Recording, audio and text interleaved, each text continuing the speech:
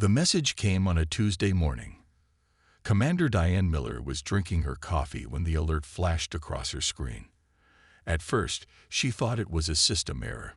The signal originated from beyond Pluto's orbit, far from any human spacecraft. "Get me confirmation," she ordered, her voice steady despite the pounding in her chest.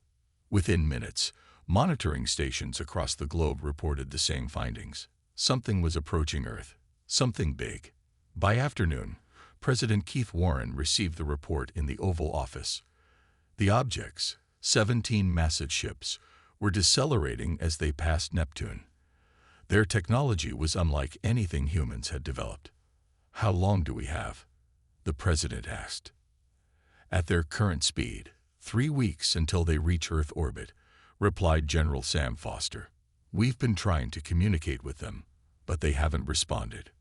That changed the next day. Every screen on Earth flickered simultaneously. Television broadcasts, computer monitors, smartphones, all displayed the same image. A tall, slender figure with pale blue skin and large, dark eyes gazed out at humanity. "People of Earth," the being said in perfect English, "I am Zortak, Admiral of the Vidian Collective. Your planet has been selected for incorporation into our empire. You have 30 Earth days to disband your governments, disable your weapons, and prepare for our arrival. Resistance is unnecessary and will result in your species' termination. Choose wisely." The screen went dark. For several seconds, the world stood silent. Then people began to laugh. Not everyone, of course. Many were terrified. But across social media, in bars and living rooms, a surprising number of humans found the situation oddly familiar. "Did that alien just quote every invasion movie ever?" asked Jack Hoffman, watching the replay in NASA's control room. A retired astronaut with gray hair and weathered skin, he had been called in as a consultant the moment the ships were detected. "They did seem a bit predictable," agreed Dr. Alan Wright, adjusting his glasses.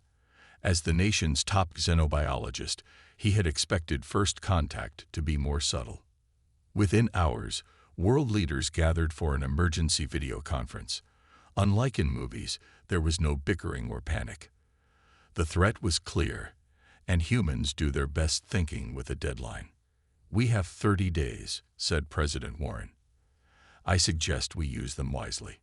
In Geneva, the United Nations established a Global Defense Council. In Silicon Valley, programmers began analyzing the alien transmission. In military bases worldwide, commanders assessed their options. Commander Miller noticed something curious about the alien message. "Play it again," she told her team at Global Defense Force headquarters. "Focus on the background noise." The technicians filtered out the alien's voice. What remained was a complex series of signals, their communication system. "Send this to Susan Diaz," Miller ordered. Diaz was a programmer known for breaking impossible codes. Meanwhile, Jack Hoffman was examining the limited visual data from the alien fleet. "Look at their ship design," he told his team. "Notice these projections. They're radiators. These ships run hot."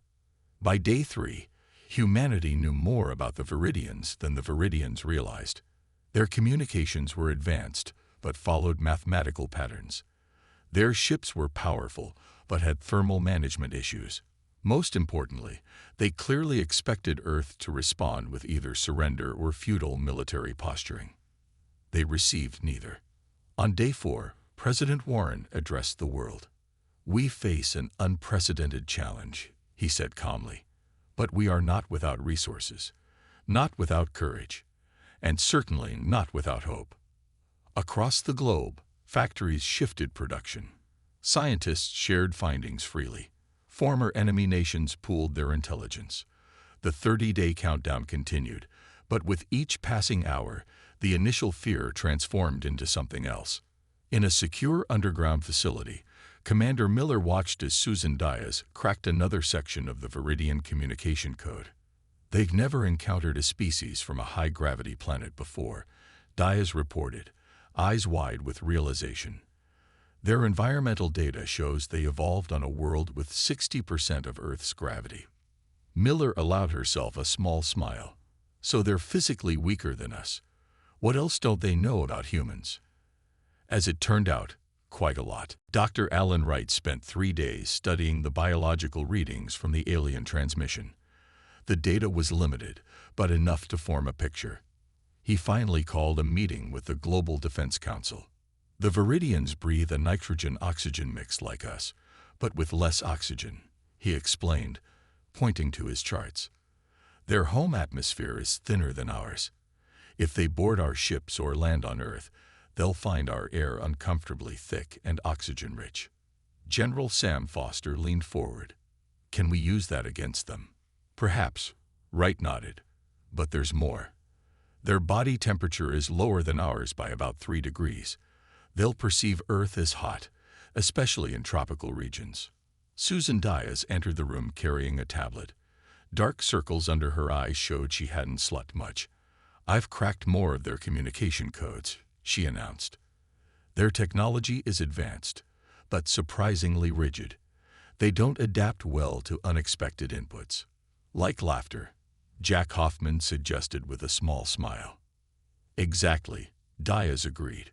Their messages follow strict patterns. When we monitored their internal fleet communications, I noticed they become confused when signals don't match expected parameters. Commander Diane Miller nodded thoughtfully. So they're vulnerable to the unexpected. What else? Captain Frank Nelson from the Navy stepped forward. My team noticed their ships slightly change course when passing through areas with strong magnetic fields. We believe their navigation systems are sensitive to magnetic interference. The pieces were coming together. Humanity was finding weaknesses in their seemingly unstoppable enemy. In Silicon Valley, programmers worked around the clock to develop systems that could generate unpredictable signals to confuse Vidian communications. In university labs, physicists designed devices to create targeted magnetic pulses. In military facilities, engineers modified existing weapons to work against the aliens' thermal vulnerabilities. On day 10 of the 30-day countdown, a college student named Billy Chen made a breakthrough. Working from his dorm room with data shared by Susan Dias, he created an algorithm that could perfectly mimic Vidian command signals. It's like having their encryption keys, Dias explained to the council. We can send orders their ships will recognize as coming from their own commanders. President Warren authorized the immediate production of transmitters capable of broadcasting these false commands. Factories around the world shifted to 24-hour production. Meanwhile, Linda Rose, a quantum physicist from Boston, developed a theory about the aliens' propulsion system. They use a form of gravity manipulation, she explained to Jack Hoffman. But it's calibrated for lighter masses. If we can amplify Earth's gravitational field in strategic locations, we might disrupt their ability to maneuver near our planet. Hoffman brought the idea to Commander Miller, who immediately allocated resources to develop gravity amplifiers. They wouldn't be powerful enough to affect human equipment, but might confuse the aliens' more sensitive systems. By day 15, humanity's plan was taking shape. It wasn't about matching the aliens' advanced weapons. It was about using their own expectations and physical limitations against them. We're not fighting the way they expect us to fight, Miller told the council. And that's our advantage. Earth's response would be unconventional. Instead of pointing weapons upward, they would use the planet itself as a weapon. The magnetic field, the gravity, the atmosphere, all would become part of humanity's defense.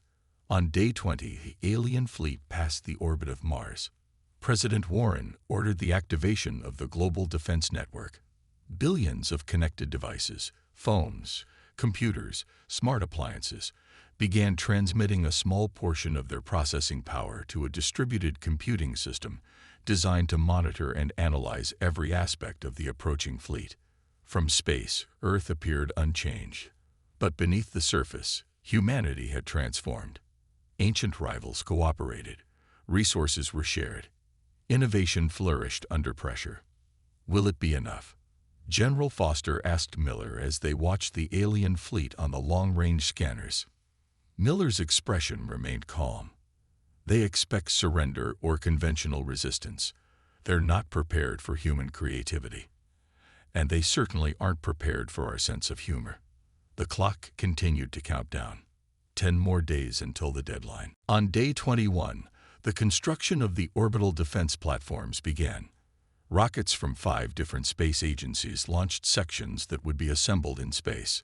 The platforms looked like ordinary satellites, but they contained Linda Ross's gravity amplifiers. "We need to make them think we're just strengthening our communication network," Commander Miller explained to her team. "If they suspect these are weapons, they might attack early." Down on Earth, preparation continued in every corner of the globe. In small towns and big cities, people gathered electronic parts from old devices. These parts were sent to factories where they were turned into components for the planetary defense system.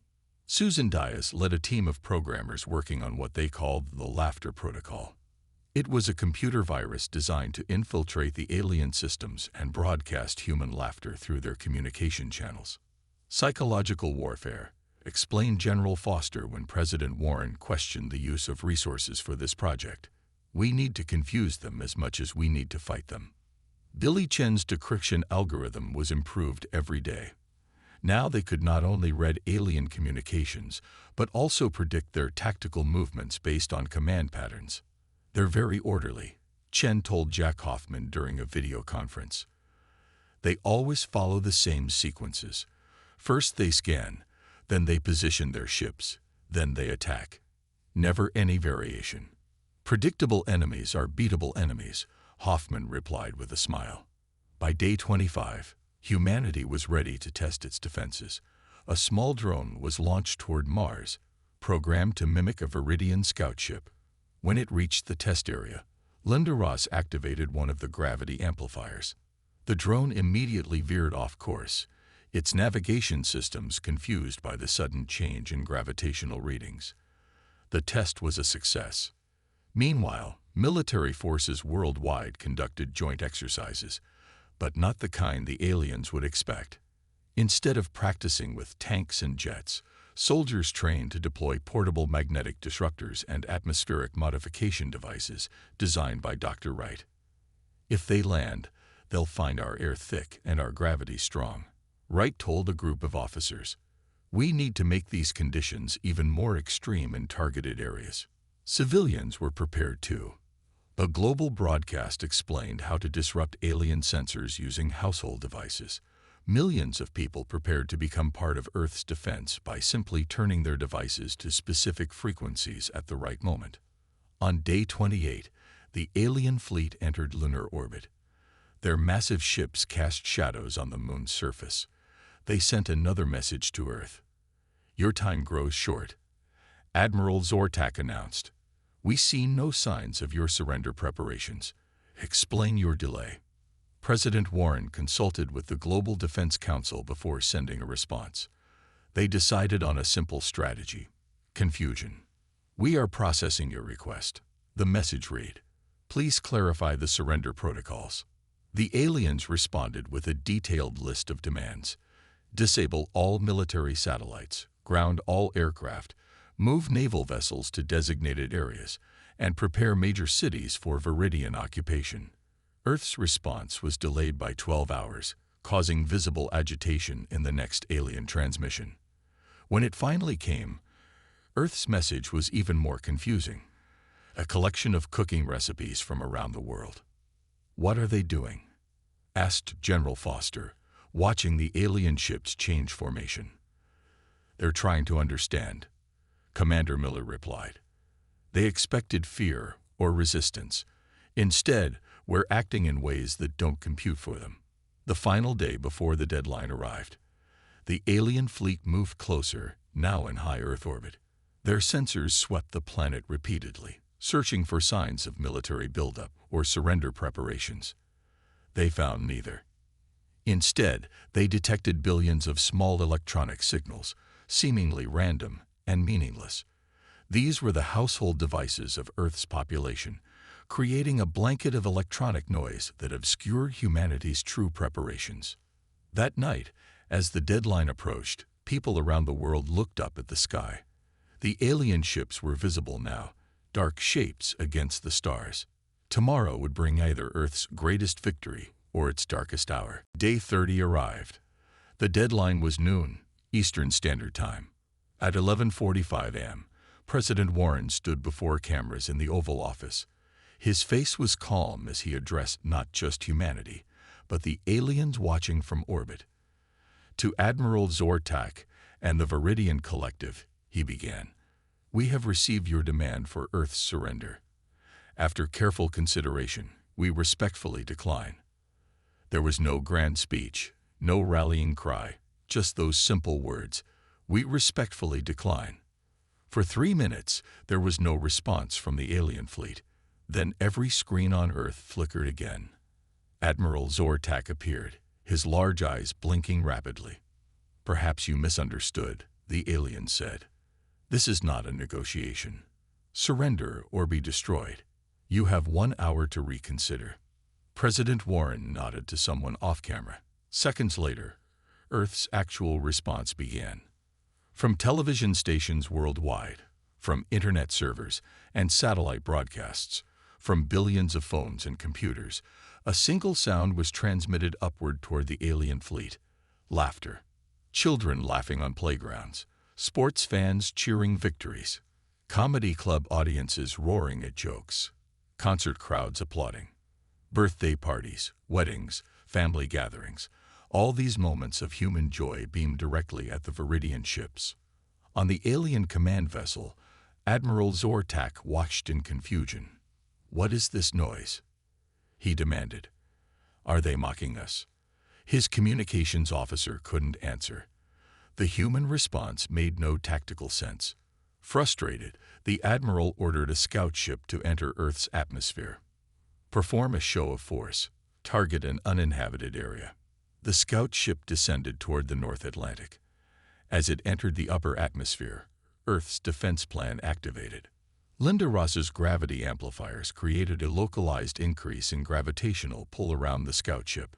The alien vessel's systems, calibrated for standard Earth gravity, suddenly detected what seemed like a massive planetary body directly below them. The ship's automated systems pulled up sharply to avoid a collision with this phantom planet. The maneuver sent the vessel tumbling through the atmosphere. At the same time, Lily Chen's algorithm sent false commands to the ship's navigation system. The aliens now received contradictory information from their own sensors and command protocols. Dr. Wright's atmospheric modification devices kicked in next. As the scout ship stabilized at 30,000 feet, it entered a carefully constructed pocket of super-oxygenated air. The ship's environmental sensors detected the change but couldn't adapt quickly enough. Inside the scout ship, the Vidian crew began experiencing the effects of oxygen toxicity. Their movements slowed. Their decision-making became impaired. The final blow came from Susan Diaz's laughter protocol. As the confused aliens tried to contact their fleet, their communication system was hijacked. Instead of receiving help, they heard only human laughter, children giggling, crowds cheering, families celebrating. The scout ship wobbled in the air, descending in an uncontrolled spiral. It crashed into the Atlantic Ocean, 40 miles from the nearest coast.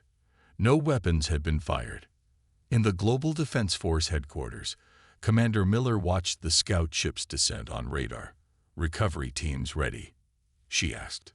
"Yes, Commander," replied Captain Nelson. "Submarines are moving into position to salvage the wreckage." In orbit, Admiral Zortak received the news of the scout ship's loss. His crew could provide no explanation. All readings showed the ship had not been attacked. It had simply fallen from the sky. "Impossible," the Admiral hissed. "These primitives have no technology capable of this." He ordered a full attack squadron to descend to Earth. 10 combat vessels began moving into position. President Warren was immediately informed. "They're sending more ships," he told the Defense Council. "Phase 2 begins now." Across Earth, millions of people received a simple notification on their devices. Operation Laughter activated.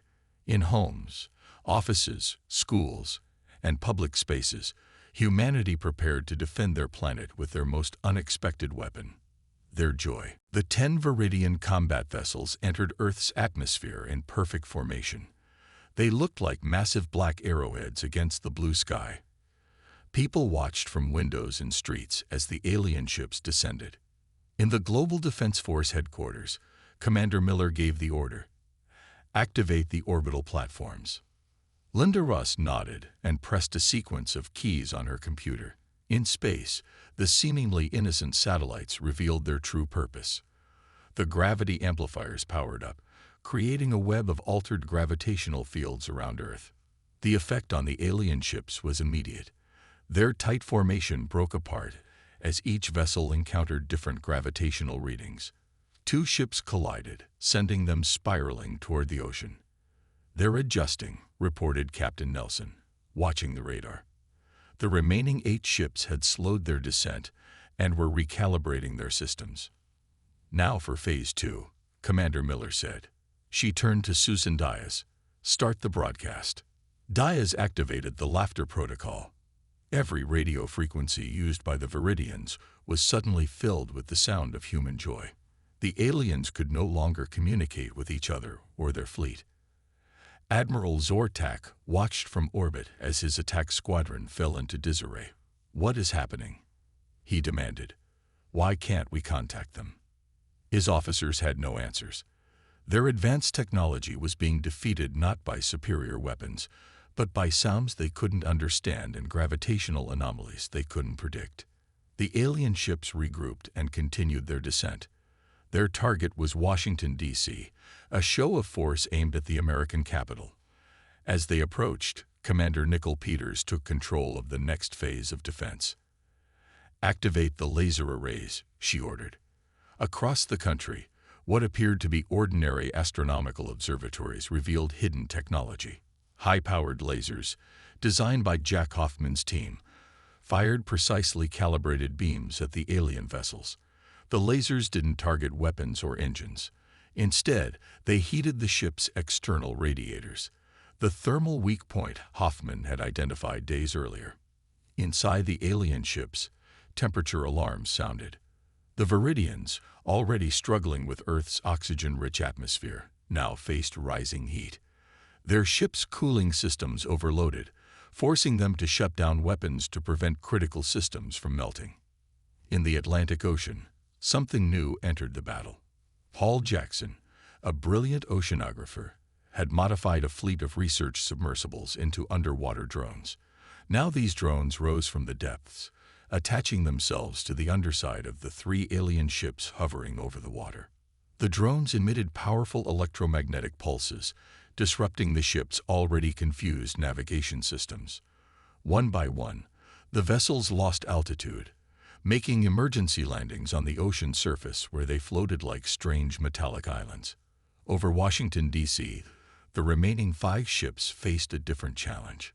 Billy Chen's algorithm had infiltrated their targeting systems. The aliens fired their weapons, but the energy beams struck empty air, missing all important buildings. People on the ground weren't running in panic. Instead, many stood in open spaces, holding up their phones. Millions of small electronic devices created a blanket of interference that further confused the alien sensors. Commander Miller watched the situation unfold on the global tactical display. "They're retreating," she announced as the 5 ships over Washington turned and began ascending.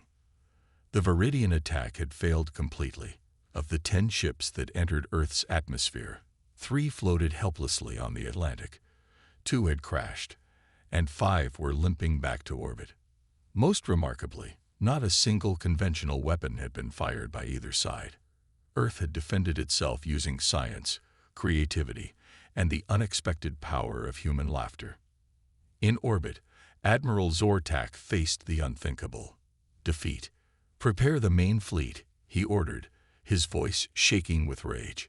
"We will not be humiliated by these primitives." On Earth, humanity celebrated their first victory while preparing for the bigger battle to come. The recovered alien vessels would provide valuable technology and intelligence, but everyone knew the real war was just beginning. President Warren addressed the world again. "Today we showed that humanity will not yield. We will stand our ground. And yes, we will continue to laugh in the face of those who threaten our freedom. 3 days after the failed attack, humanity was ready to take the fight to the aliens. Engineers had studied the crashed Vidian ships and learned enough to modify Earth's spacecraft for combat. We can't match their technology completely, Jack Hoffman explained to the Defense Council. But we don't need to. We just need to get close enough to deploy our own tactics. Commander Miller approved the mission. 6 modified space shuttles would launch, each carrying 20 soldiers and engineers. Major Greg Martinez, a veteran pilot with over 50 space missions, would lead the attack. Remember, this isn't about destroying their ships, Miller told the crews. It's about demonstrating that Earth is not helpless. We need to board at least 1 command vessel and plant Susan Diaz's new virus. On the morning of the launch, people around the world watched as the 6 shuttles blasted into space. They looked ordinary from the outside, but inside they carried technology reverse-engineered from the alien vessels. In her wheelchair, tech prodigy Olivia Scott monitored the mission from mission control. At 25, she was the world's foremost expert on the alien communication systems. A childhood accident had left her unable to walk, but her mind was exceptional. The virus is ready, she confirmed, her fingers moving rapidly across 3 keyboards. Once it's uploaded to their main network, every Vidian ship will hear nothing but human laughter for hours. The shuttles reached orbit and immediately faced resistance. Small Vidian fighter craft swarmed toward them. But Earth had a surprise ready. The shuttles released clouds of tiny nanobots developed by Dr. Wright. These bots attached to the alien fighters' sensor arrays, feeding them false data. The confused fighters fired at empty space while the Earth shuttle slipped past them. Major Martinez's voice crackled over the radio. Phase 1 complete, moving to intercept the command vessel. Admiral Zor Tak watched with growing concern as the primitive human craft approached his fleet. "Destroy them," he ordered, but his weapons officers reported strange malfunctions. Their targeting systems couldn't lock onto the Earth vessels. Martinez's shuttle reached the side of the massive Vidian command ship. Using tools adapted from the salvaged scout ship, his team cut through the hull and entered the alien vessel. They moved quickly through the corridors, their suits protecting them from the thin atmosphere the Vidians preferred. "Remember, non-lethal force only," Martinez reminded his team. "We're here to plant the virus and demonstrate our capabilities, not to start a war we can't win yet." They encountered alien crew members who tried to stop them. The humans used sound-based weapons that disoriented the Vidians without causing permanent harm. The aliens, unused to physical combat in their rigid society, fell back in confusion. Meanwhile, on Earth, Olivia Scott monitored the team's progress through cameras on their helmets. "You're close," she told Martinez. "The main computer hub should be just ahead." Martinez found the room, a large chamber filled with glowing panels and screens. His team secured the area while the engineers connected Olivia's device to the alien network. The upload began. Throughout the Vidian fleet, something strange happened. Their communication systems, their internal displays, even their environmental speakers began playing sounds of human happiness. Children giggling, crowds cheering, people singing. Some alien crew members covered their hearing organs in distress. Others stared in fascination at this incomprehensible response to their invasion. Most surprising of all, 3 smaller Vidian ships broke formation and moved toward Earth, broadcasting on frequencies the humans could receive. "We request asylum. We wish no part in this attack on your world." It was the last thing Admiral Zor Tak expected: defection. His own people, inspired by humanity's resilience, were turning against him. President Warren and the Defense Council debated briefly before responding. "Approach slowly. You will be met and escorted to a safe location." As Major Martinez and his team returned to their shuttle, they witnessed something remarkable. A Vidian crew member approached them and made a sound they hadn't heard before, an attempt at human laughter. It was awkward and stilted, but unmistakable. "I think," Martinez told Commander Miller over the radio, "we may have just made our first alien friends." The 3 Vidian ships that requested asylum landed at a specially prepared facility in the Australian outback. Scientists, diplomats, and military personnel gathered to meet the aliens who had chosen to side with humanity. Dr. Helen Alvarez, an expert in linguistics, led the communication team. Despite the language barriers, she quickly established a basic understanding with the Vidian captain, who called himself Curvin. "The collective is not what you think," Curvin explained through a translation device. "We are not a united empire. We are conquered peoples forced to serve." This revelation stunned the human representatives. What they had believed was an invading empire was actually a collection of 17 subjugated species, with the true Vidians as the rulers. "How many worlds have they taken?" President Warren asked during an emergency briefing. 17 inhabited planets before they reached Earth, Dr. Alvarez reported. According to Curvin, no world has ever successfully resisted, until now. This explained the defections. Many crew members on the Vidian fleet were not invaders by choice, but slaves following orders out of fear. Earth's resistance offered them hope they hadn't felt in generations. Curvin shared critical information about the collective's weaknesses. Their strictly hierarchical society couldn't adapt quickly to unexpected situations. Their leaders, like Admiral Zortak, had never faced serious military challenges and had grown overconfident. "They will attack again," Curvin warned. "But now they are afraid. Not just of defeat, but of what your resistance means for the other worlds they control." Commander Miller understood immediately. If Earth can resist, others might follow our example. News of the defectors spread across the planet. Humanity now knew they weren't just fighting for Earth, they were potentially liberating other enslaved civilizations. Dr. Alvarez worked with Curvin to establish contact with resistance movements on other subjugated planets. Using modified Vidian communication technology, they sent a simple message throughout the galaxy. "Earth stands. You can too." Admiral Zortak detected these transmissions and realized the danger. If this rebellion spread, the entire collective could collapse. He gathered his remaining loyal ships for one final desperate assault on Earth. "We must make an example of these humans," he told his officers. "Total destruction is the only option now." Earth's early warning systems detected the approaching fleet. This time, all 17 of the massive Vidian ships were moving into attack formation. "They're coming with everything they have," Captain Nelson reported. But humanity was ready. The orbital defense platforms had been expanded and strengthened. The gravity amplifiers were now supplemented with magnetic disruptors designed specifically to target Vidian propulsion systems. Most importantly, a global network now linked billions of electronic devices. When activated, every smartphone, computer, and smart appliance on Earth would transmit specific frequencies to create an electronic shield around the planet. As the alien fleet approached, President Warren addressed the world one last time before the battle. "Today we fight not just for ourselves, but for every world that suffers under collective rule. Stand firm, stay brave, and remember, they expected us to yield. Instead, we showed them that humanity's spirit cannot be broken." The Vidian fleet entered firing range, their weapons powered up, ready to destroy major cities.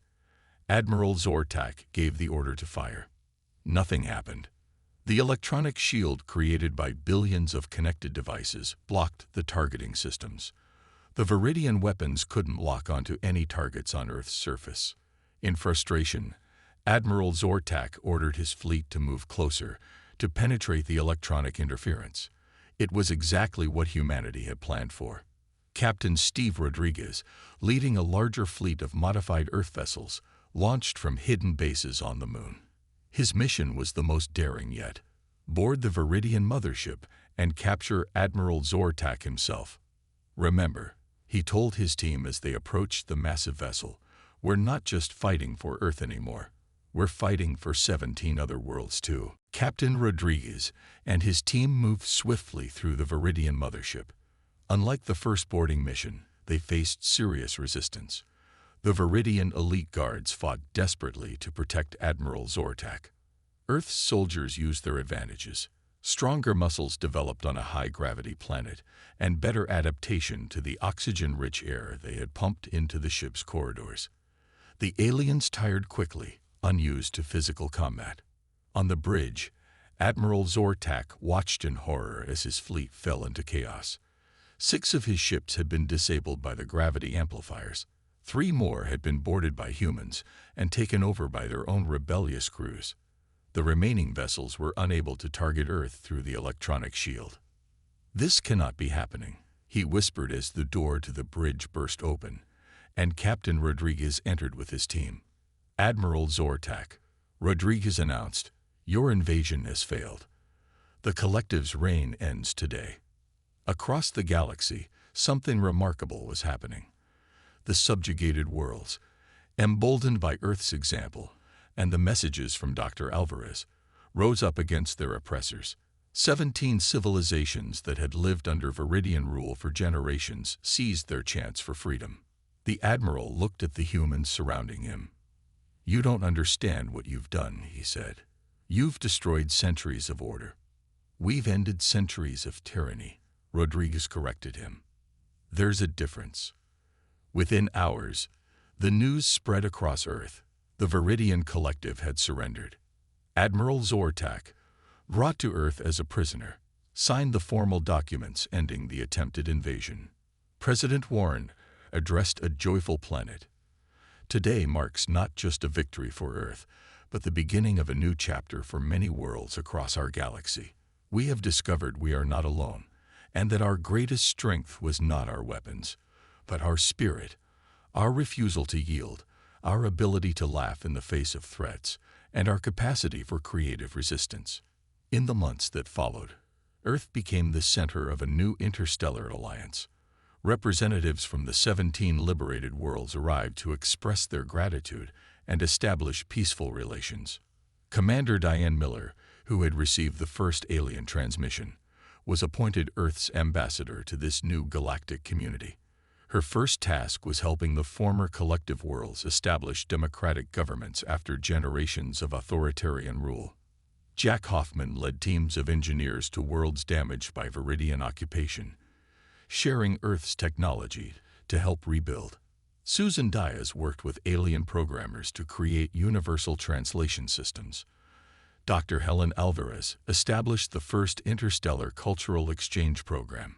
Even some true Vidians, those who had opposed their leaders' expansion policies, joined this peaceful alliance. They learned the human concept of laughter, awkwardly at first, then with genuine joy.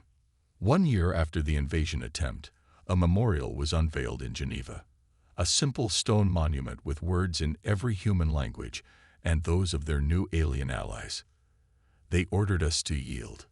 We laughed, and the galaxy changed forever. But the greatest surprise came 2 years after the Vidian surrender. A new signal was detected from far beyond the former collective's territory.